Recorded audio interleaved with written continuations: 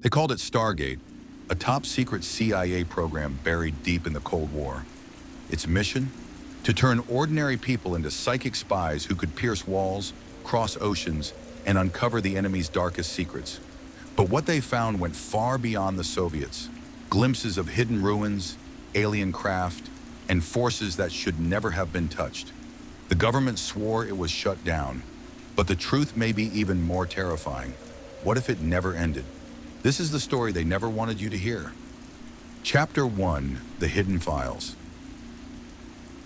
The Cold War was not only a battle of weapons and ideologies, it was a war of the mind. In the 1970s, while Americans read headlines about nuclear arms treaties and spy satellites, something far stranger was brewing deep inside the Pentagon. Behind locked doors, sealed files, and whispers passed in corridors, a terrifying rumor was taking hold. The Soviets had built a secret psychic army. These were not just mystics or fortune tellers. They were said to be men and women trained to read minds across oceans, locate hidden warheads without leaving their chairs, even sabotage nuclear facilities by sheer mental force. At first, this sounded like science fiction. But what if it wasn't? For generals tasked with defending the United States, it was a nightmare scenario. American missiles, bombers, and codes rendered useless not by bombs, but by invisible thoughts. And so quietly, the CIA began to act. Why would the CIA funnel billions into something most scientists dismissed as nonsense? The answer lies in fear and competition. In 1970, a report landed on the desk of U.S. intelligence officials suggesting that Soviet laboratories were experimenting with telepathy, psychokinesis, and remote viewing. Worse, it hinted that the Kremlin was pouring vast sums into these programs, treating them as seriously as rocketry or nuclear science. Suddenly, America's intelligence elite faced a terrible question. What if the Soviets believed in psychic warfare not because they were crazy, but because it actually worked? This was the dawn of what became known as the Stargate Project, a classified initiative where tax dollars flowed into experiments that, in the light of day, would have been laughed off as witchcraft. Yet in the shadowy halls of the CIA, laughter gave way to dread. They had been caught off guard before. The launch of Sputnik in 1957 had shocked the world, proving the Soviets could put a satellite in orbit before the US. If Moscow really had developed psychic spies, the balance of power could tilt overnight. The CIA could not risk being left behind. The secrecy was suffocating. Only a handful of people inside the intelligence community even knew of the program's existence. Files were stamped top secret, Umbra, code names were invented, layers of cover stories written. The very idea of Americans funding psychics would have been ridiculed in the press. But within Langley's walls, the stakes were too high to ignore. Were top US generals secretly convinced that psychic abilities could decide the Cold War? Consider this. Pentagon officials did not treat the rumors as fringe speculation. They held classified briefings, consulted with scientists, even pulled in men from military think tanks to assess what psychic warfare might mean on the battlefield. Some generals began to ask chilling questions. If a remote viewer could describe the inside of a secure Soviet missile silo, how could America's most precious secrets remain hidden? If a psychic could influence the mind of a political leader, even for a moment, could wars be won without firing a single shot? It sounds insane. But remember, these were the same years the military poured money into projects like mind-altering drugs, brainwashing experiments, and acoustic weapons. The Cold War was a time when no idea was too far-fetched, so long as it offered even a slim edge over the enemy. Whispers spread of secret experiments, hidden rooms in military labs where recruits sat in silence, sketching what they claimed to see thousands of miles away. Some drew Soviet submarines. Others described classified air bases they had never set foot in. Each success, if it was real, added fuel to the fire. The CIA faced an impossible choice: dismiss it all as delusion, or gamble that the human mind might be the deadliest weapon of all. And so millions of taxpayer dollars were funneled into this strange and secret world. Not one dime accounted for publicly, not one experiment admitted in daylight. But behind the steel doors of American intelligence, a new battlefield was opening up. One fought not with tanks and missiles, but with visions and thoughts. The question remained: were the Soviets bluffing, Or had they truly cracked open the secrets of the mind? And if they had, would America ever catch up? Or had the Cold War already been lost before a single psychic shot was fired? Chapter 2: Training the Mind Soldiers. The program didn't begin in shining laboratories with futuristic equipment. It started in a shabby army barracks, the kind of place where peeling paint curled off the walls and the air smelled faintly of mold and coffee. This was not where you'd expect the future of American intelligence to be decided. Yet inside these forgotten rooms, the CIA began molding its strangest weapon: remote viewers. They were ordinary people, soldiers, analysts, even civilians. No capes, no mysticism, just men and women told they could learn to project their minds beyond their bodies, to see things happening thousands of miles away. Some scoffed, some panicked, others leaned in with a dangerous kind of curiosity. And soon they were told, you can be psychic soldiers. Did they actually succeed in describing Soviet submarines and secret military bases without ever leaving the room? The first sessions were crude. An instructor would hand a trainee nothing more than a sealed envelope. Inside might be a photograph of a building, a set of coordinates, or a classified map. The subject would sit in silence, eyes closed, a pencil trembling in hand. Then they'd begin to sketch shapes, outlines, strange images that seemed to materialize from nowhere. Time and again, when the envelope was opened, the results were shocking. A recruit who had never left the United States drew a structure eerily similar to a new Soviet submarine under construction in Leningrad. Another described the interior of a foreign weapons lab with details that matched photographs obtained years later. Coincidence? Pure guesswork? The CIA didn't think so. The more hits they recorded, the more funding flowed. Suddenly, men in suits and polished shoes were sitting in on sessions, watching nervously as untrained minds penetrated what was supposed to be the Kremlin's most guarded secrets. The skeptics were unsettled. If even a fraction of it was real, what did it mean? Was the Cold War now being fought on a battlefield invisible to satellites and spies? What kind of methods, rituals, drugs, hypnosis, were used to force open the third eye of America's psychic spies? Training was as bizarre as it was secretive. Some instructors leaned on meditation, long hours of stillness, breath work, sensory deprivation tanks where recruits floated in salt water, stripped of sight and sound until the mind began to wander to strange places. Others pushed the edge further. Hypnosis was tried, planting suggestions deep in the subconscious to unlock dormant abilities. Psychedelic drugs were rumored to have been slipped into sessions, echoes of the CIA's darker MK Ultra experiments.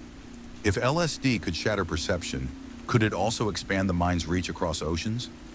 Then came the rituals, borrowed from the world of mystics and shamans. Candlelit rooms, visualization exercises that sounded more like occult ceremonies than military training. Recruits were told to picture themselves leaving their bodies, floating upward, gliding across continents. Some swore they could smell the sea air as they drifted over foreign ports. Others panicked, claiming something was watching them back from the void. Officially, it was called controlled remote viewing, a scientific discipline with stages and protocols designed to strip away imagination and capture true psychic data. Unofficially, it was a plunge into a world where reality itself bent and twisted. Whispers spread through the unit. One man swore he saw a flash of a Soviet missile silo that didn't exist on any US map, until a satellite discovered it months later. A woman described a plane being built in secret, and the blueprints matched too closely for comfort. Were they guessing? Were they leaking secrets without realizing it?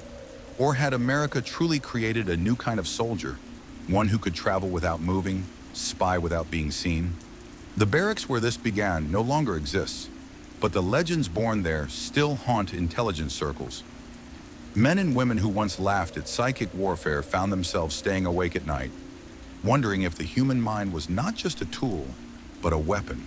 And if the CIA could teach ordinary recruits to see across the world, what else could they be taught to do?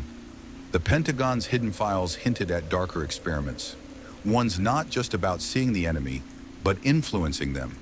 Could a psychic soldier make a rival general falter, whisper fear into his mind, even cause accidents from afar. The training had begun. The results were terrifying. Chapter 3: The Dark Experiments. By the late 1970s, the Stargate program had moved far beyond harmless sketches of submarines and missile silos. Remote viewing was no longer enough. The CIA wanted more. They wanted to know if the human mind could not just observe reality, but manipulate it. It was a dangerous leap. What began as intelligence gathering started to resemble something else entirely: an occult science project disguised as national defense. The experiments grew darker, and the risks unimaginable. Did the CIA try to weaponize astral projection to kill or sabotage enemies through psychic attack? Some files describe out-of-body missions where subjects were instructed to leave their physical form and travel into enemy territory. At first, the goal was reconnaissance, but soon the questions turned sinister. What if an astral traveler could interfere with machines? What if they could disrupt communications, shut down a missile launch, or even stop a beating heart? Rumors spread of classified sessions where psychics focused their willpower on foreign leaders, causing sudden chest pains, migraines, inexplicable illnesses. Officially, the CIA denied it. Unofficially, whispers circulated that one psychic collapsed after attacking a target, screaming that something had struck back from the void. Were they glimpsing an enemy human or something else entirely? Why were there reports of psychic operatives collapsing, screaming about entities watching them from the other side? Not every experiment ended in clean sketches and tidy reports. Some subjects emerged shaken, pale, or hysterical. They spoke of presences, shadows lurking at the edges of their visions. One man swore that as he floated above a Soviet naval base, he felt eyes staring up at him, non-human, cold and ancient. Another described being pushed back into his body by a force he could not explain. The official files dismissed these accounts as psychological stress, but some trainers took them seriously. They warned recruits never to wander too far, never to linger in the astral corridors. What were these entities? Were they hallucinations, or proof that the CIA had stumbled into a hidden layer of reality, one populated by beings beyond our comprehension? The experiments only escalated. Hypnosis sessions probed deeper into the unconscious. Sensory deprivation tanks were extended for hours, sometimes days. Subjects emerged disoriented, unable to distinguish dream from waking life. There were whispers, never confirmed, of classified sessions involving psychoactive drugs. Echoes of MK Ultra returned. LSD, mescaline, even exotic compounds were tested. If chemicals could strip away the mind's defenses, perhaps they could open the gates wider. Some participants claimed success. They described secret Soviet weapons platforms, underground facilities, even hidden spacecraft. But others paid a heavy price: paranoia, hallucinations, nervous breakdowns. One remote viewer disappeared into a mental institution and never came out. The CIA buried those failures in silence. Inside the program, a darker philosophy began to take root. What if psychic power was not simply about information, but about control? Could a psychic soldier implant thoughts into a target's mind? Could they twist decisions, alter outcomes, sabotage rival governments without ever leaving their room in Virginia? Some believed they already had. One chilling report tells of a remote viewer describing a foreign diplomat's meeting as it was happening. When asked to focus harder, the psychic blurted out phrases the diplomat allegedly spoke minutes later. Coincidence or influence? No one could be certain, but the possibilities terrified and thrilled the intelligence community. By now, the Stargate Project no longer resembled science. It resembled ritual. Sessions were conducted in dim rooms, heavy curtains drawn. Some instructors lit candles, believing focus required more than military discipline. It required ceremony. Others warned recruits to shield their minds, as if stepping into battlefield populated not just by enemies, but by predators waiting in the dark. The official story would one day claim these experiments failed, but inside the files, many still blacked out by thick strokes of ink, are hints that something was discovered, something powerful, something dangerous. And the deeper the CIA went, the more one terrifying question arose: Were they uncovering secrets of the human mind or prying open doors that were never meant to be touched? Chapter 4: Secrets They Saw. By the early 1980s, the Stargate Project had produced a mountain of files, sketches, transcripts, and reports stamped with thick red ink. Top secret. Most contained straightforward intelligence, submarines, airfields, missile silos, but buried among them were stranger visions. Visions so bizarre, some CIA officers didn't know whether to laugh, lock the files away, or burn them. Because again and again, the remote viewers claimed to see things that weren't supposed to exist. Were these visions dismissed as hallucinations or quietly filed away as classified intel? One report describes a remote viewer sitting in his chair, eyes closed, tasked with focusing on a target of interest. He began sketching massive triangular structures, not in Russia, not in China, but on Mars. He described vast pyramids and underground chambers, ancient ruins buried beneath the red dust. The room fell silent. Was this imagination, a trick of the subconscious? Or had the CIA just received intelligence about life beyond Earth? The file was quietly locked away, but it wasn't the last. Another viewer claimed to see something beneath Antarctica's frozen wastes, structures of impossible size, metallic shapes entombed under miles of ice. When asked to describe them, he whispered only one word: alien. Scientists inside the program dismissed these visions as noise, the brain's attempt to make sense of raw impressions. But others wondered, what if the viewers had tapped into something real? Something deliberately hidden from humanity? Were they spying not just on the Soviets, but on secrets buried far older and far stranger? Why did some files vanish from the archives, with whole missions redacted, as if someone didn't want the truth getting out? Not all the records survived. In fact, some of the most disturbing reports vanished entirely, missing from the declassified files released years later. Researchers who combed through the documents noticed glaring holes, projects referenced but never explained, case numbers listed but no results attached. Why? One theory is that these sessions uncovered things the government did not want the public, or even most of the intelligence community, to know. Remote viewers reported craft buried in deserts, vast tunnels stretching under foreign capitals, even visions of meetings between humans and non-humans. Too strange to be useful, too dangerous to ignore. And then there were the bleeds. On several occasions, viewers claimed that as they observed Soviet bases or hidden facilities, something noticed them back. They described shadows moving toward them, mechanical figures, or a buzzing presence that seemed to push them out of the target. Some woke up gasping, convinced they had been attacked. The CIA buried these accounts, but those who lived through them never forgot. One psychic swore that something followed him home, that for weeks afterward, he felt watched in his sleep. The strangeness didn't stop there. In one legendary session, a viewer was asked to focus on a location on the planet Jupiter. Without hesitation, he described a massive storm, so vast it dwarfed Earth itself. When scientists later compared the description with telescope images, the details matched the Great Red Spot. Coincidence, or proof the mind could travel farther than anyone imagined? For the military men overseeing Stargate, these bizarre visions raised a terrifying possibility. If their viewers were accidentally stumbling onto ruins on Mars or structures under Antarctica, what else could they see? Could the human mind pierce secrets hidden not just by governments, but by the universe itself? The question became urgent. Were they dealing with a tool for spying or a window into forbidden knowledge? The strangest files, the most shocking claims were never meant to see daylight, but rumors of them leaked, whispered in corridors, and passed down by those who had seen the sketches with their own eyes.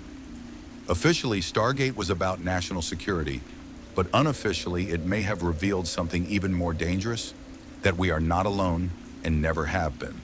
And if those visions were real, then the CIA wasn't just spying on the Soviets. They were peering into secrets buried on other worlds. Secrets someone, maybe something, didn't want revealed. Chapter 5: The Cover-Up. In 1995, the CIA made a stunning announcement.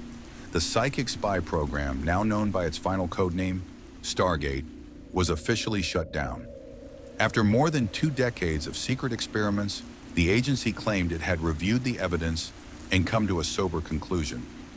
Remote viewing, they said, had failed. The files were released. Journalists laughed. Scientists scoffed. Psychic spies became the punchline of the Cold War, a quirky footnote buried under decades of nuclear brinkmanship. To the public, Stargate was nothing more than a failed curiosity. Proof that even the CIA could waste millions chasing nonsense. But was that really the truth? Did the government bury the program not because it failed, but because it worked too well? The official review was conducted by the American Institutes for Research. Their conclusion? Remote viewing was unreliable, inconsistent, and not useful for military intelligence. Yet buried in the report was an admission. Some results were statistically significant. In plain English, it worked often enough to be unsettling. So why shut it down? One theory is that the CIA never did. That the announcement in 1995 was a smokescreen, a way to move the program deeper underground into the shadows of private contractors and black budgets. After all, if psychic spying was dismissed as laughable, who would suspect it was still happening? The Cold War had ended, but new wars were brewing: terrorism, rogue states, asymmetric conflicts. Would the Pentagon really abandon a tool, however strange, that might still offer glimpses behind enemy lines? Or was the truth even darker, that Stargate had uncovered things too dangerous for public knowledge? Why did some of the original psychic spies later claim they were harassed, silenced, or watched? Decades after Stargate was declared dead, several remote viewers who went public with their experiences reported strange encounters. Anonymous phone calls, cars parked too long outside their homes. One claimed his mail was opened, another said his house was broken into, but nothing was stolen, except a box of old Stargate session notes. Why harass people involved in a failed program? Even more disturbing, some viewers reported recurring nightmares years after leaving. They dreamed of the same places they once spied on, the same entities they swore had looked back at them. One viewer claimed he was visited by government agents who warned him to stop talking about Antarctica. He never did interviews again. Coincidence, or proof that parts of Stargate were still active, hidden under new names and deeper layers of secrecy? The cover-up had another layer: ridicule. By turning the psychic spies into a joke, the government created the perfect shield. Anyone who raised questions sounded like a conspiracy theorist. Anyone who suggested Stargate might have succeeded was laughed off stage. It was the same strategy used for decades with UFOs: deny, discredit, ridicule. Meanwhile, the files stayed locked away. The real results, the unexplained successes, the missions that touched on things far beyond Soviet submarines, those remained classified. And yet, in the years after its supposed closure, odd whispers surfaced.